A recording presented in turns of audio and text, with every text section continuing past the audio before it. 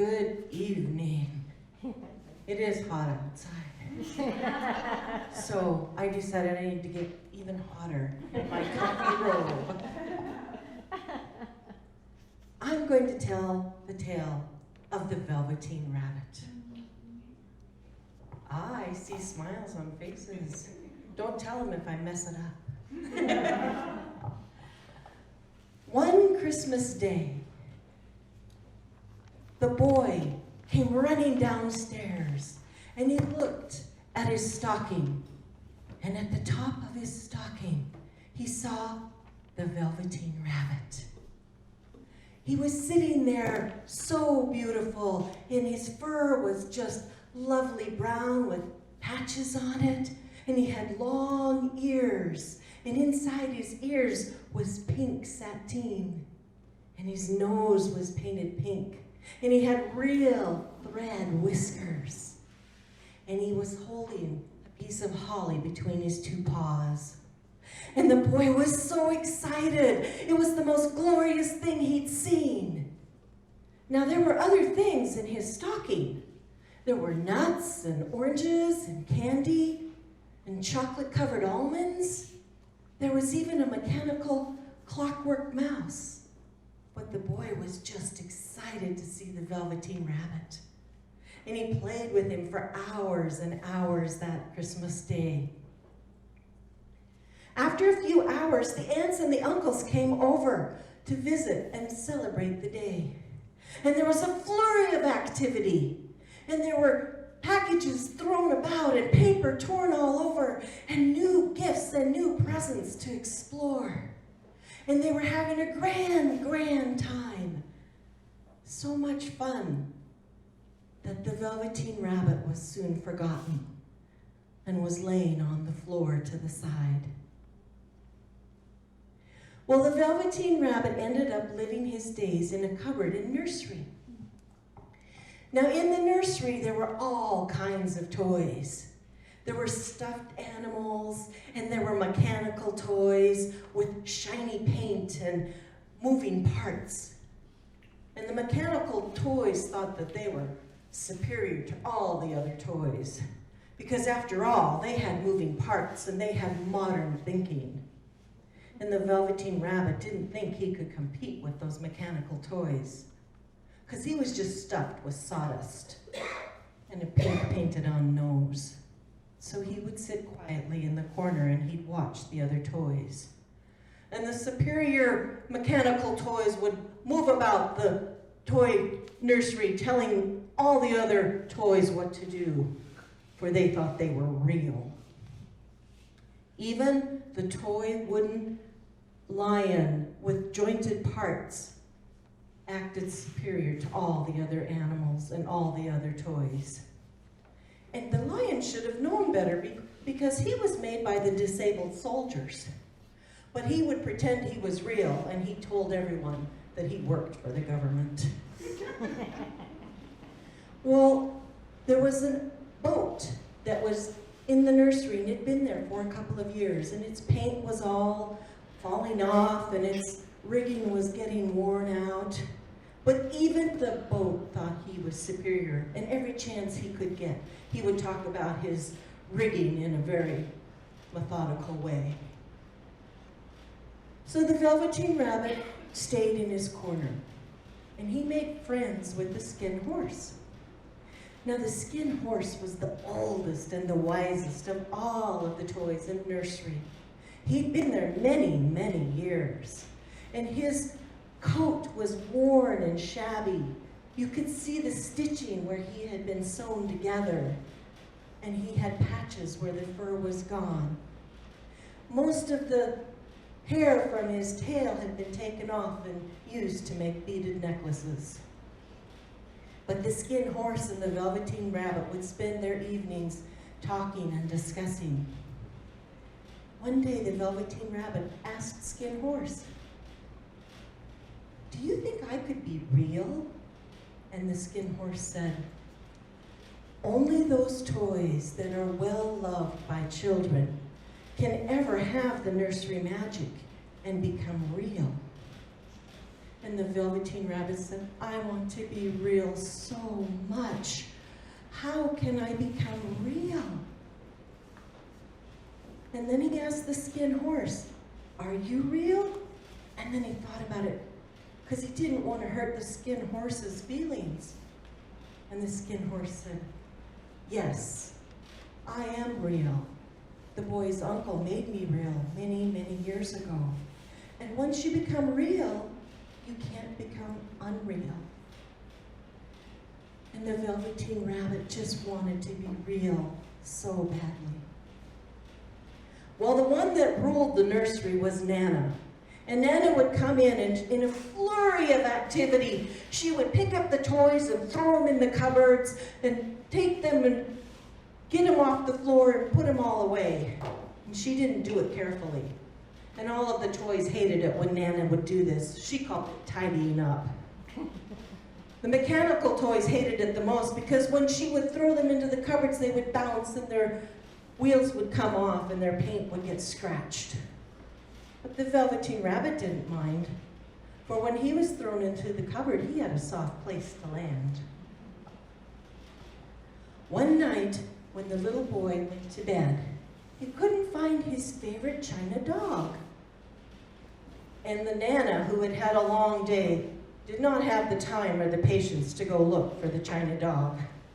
So she swooped into the cupboard and she pulled out the Velveteen Rabbit by his ear and she held it out to the boy. Here, sleep with this tonight. This is good enough. So the little boy took the Velveteen Rabbit and he held him closely in his arms that night. And he slept with him. Now at first the Velveteen Rabbit didn't like sleeping with the little boy because the little boy would roll over on him and he would squish him and he held him so tightly. And sometimes he would push him underneath the pillows so far that the Velveteen Rabbit could barely breathe. But after a while, when he went to bed every night with the little boy, and the little boy would hug him and hold him close and kiss his nose, the Velveteen Rabbit grew to love going to bed with the little boy. And they would play glorious adventures underneath the covers. And the little boy would make burrows for the rabbit, and he'd tell him, see, it's just like being a real rabbit. You can live in the burrow. And they would make up adventures and go out using their imagination and have all kinds of glorious fun. And the Velveteen Rabbit looked forward every night to go to bed with the little boy. Well, in the summertime, the little boy took the Velveteen Rabbit outside one day, and they were having a glorious time playing. He was pushing him in the wheelbarrow, and they had picnics, and he would dig burrows in the ground and put the Velveteen Rabbit in there, and they just had a grand time. But it became dark one night, and the little boy got called into the house, and he couldn't find his rabbit. So he told Nana, I need my rabbit. I can't sleep without my rabbit. So Nana got a candle out and she went outside in the dark muttering to herself. And she found the Velveteen Rabbit in the dirt. And she picked him up and he was dirty and he was worn. And she was trying to wipe him clean with her apron. I don't know how anybody would want to sleep with this. So she took it into the little boy and she goes, here's your nasty old toy. I don't know why anybody would want this. It's not real. And the little boy reached out and he grabbed the rabbit and he said, it is real. It is real. He's real. And that's when the Velveteen Rabbit knew that he had been loved enough by the little boy that he was now real. And as the weeks went on and the little boy loved him, he didn't notice that his coat was becoming shabby and he had patches.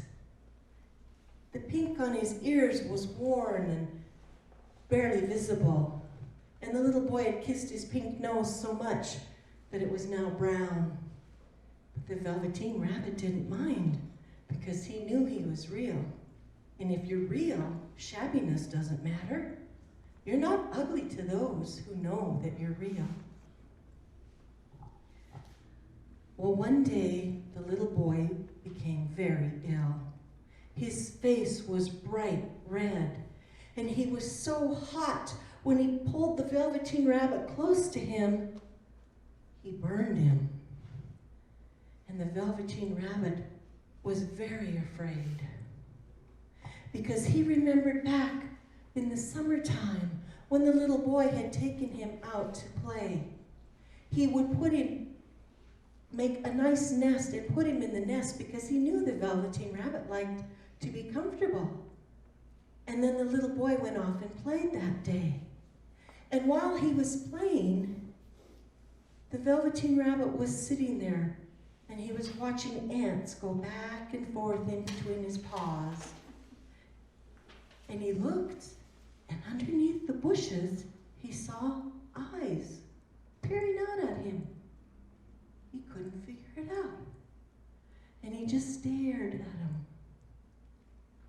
And then he remembered two creatures came out from underneath the bushes. And they sort of looked like he did, except for their fur was soft and warm and fuzzy. And their ears twitched on their own. And he noticed when they moved, they took on different shapes. They would be fat and bunchy, or they'd be long and slim. And the Velveteen Rabbit was a little confused. Well, one of the bunnies came up and approached him, and he said, "Why don't you come play with us?" And the Velveteen Rabbit said, "No, I just want to sit here." And the bunny said, "What? Why don't you want to play with us? Come and play with us. Jump, run like we do." Well, that hurt the Velveteen Rabbit because he knew he couldn't jump. You see, he didn't have any hind legs.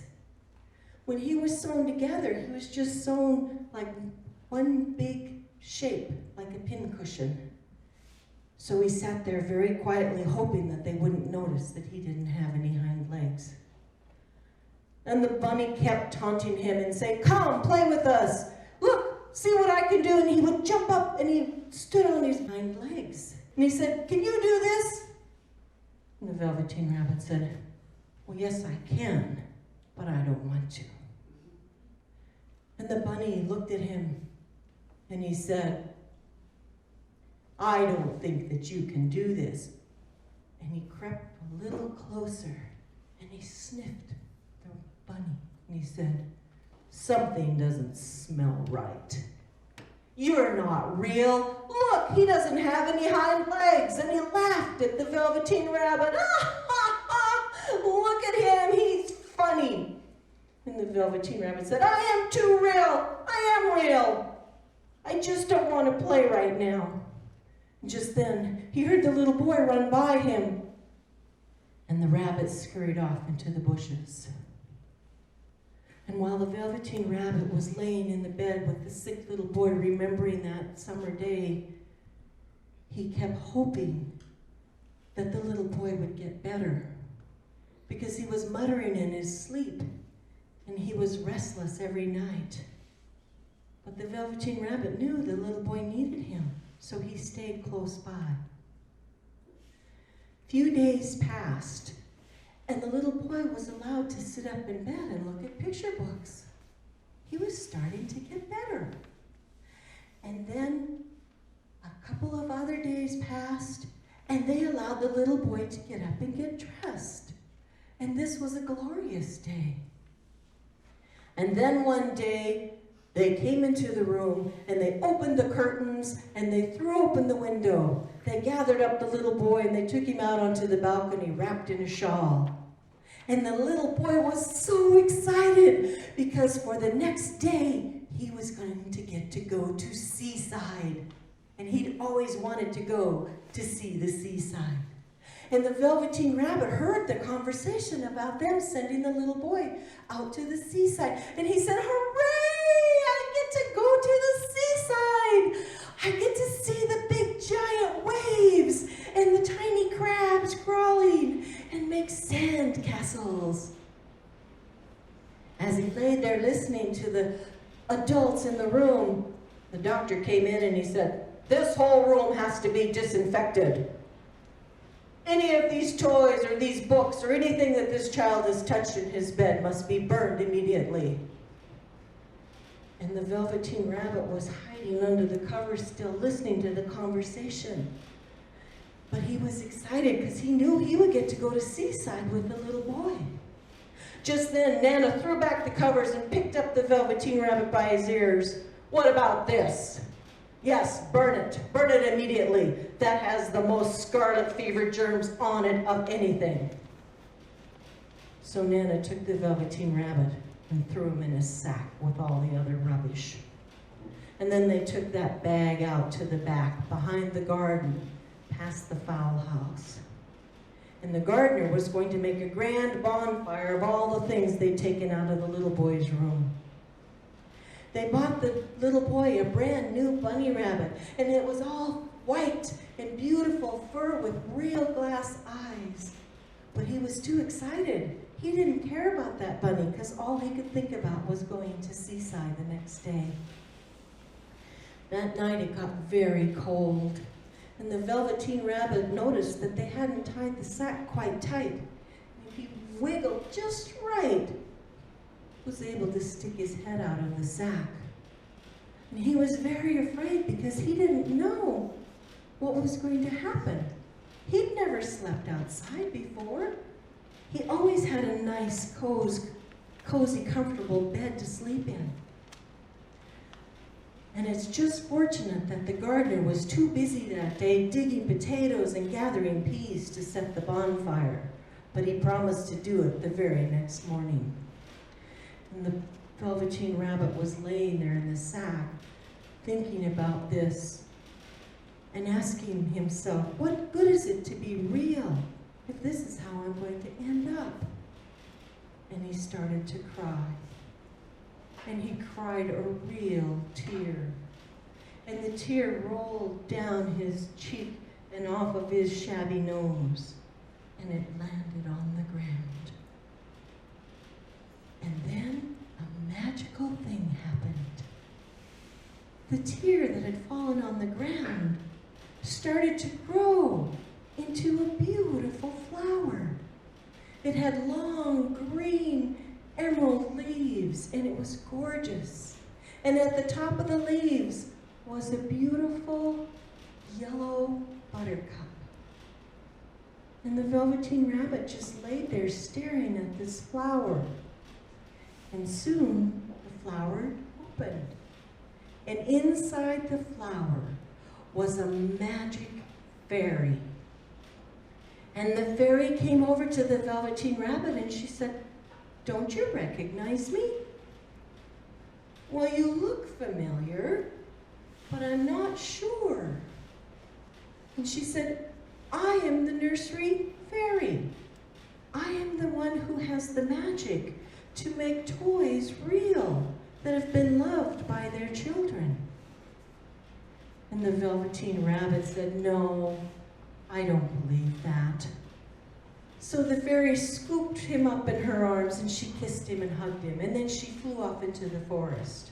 And she took him into a field where there were other rabbits dancing and jumping around and having a good time. And they all stopped and they watched the fairy. And she landed in the middle of the circle of rabbits and she said, "I have brought you a new playmate.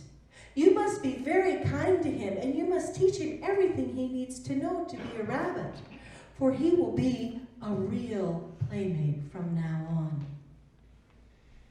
And the Velveteen Rabbit was so caught up, he didn't realize that something had happened to him. He had changed, but he didn't recognize it. And the fairy kissed him and put him on the ground, and she said, "Run and play with your friends." And he said, "I can't. I don't have any hind legs." And the fairy said, "Oh, but you're real." And he was so upset, he didn't even realize that when his nose got itchy, his back leg automatically came up and started to scratch it. And he noticed, I have a hind leg. I have 2 hind legs. I am real. And the Velveteen Rabbit started dancing with the other rabbits and jumping and twirling about. And he was so happy and playing with them that he didn't even notice that the fairy had left. And when he went to thank her, she was gone. But he didn't care because he was real.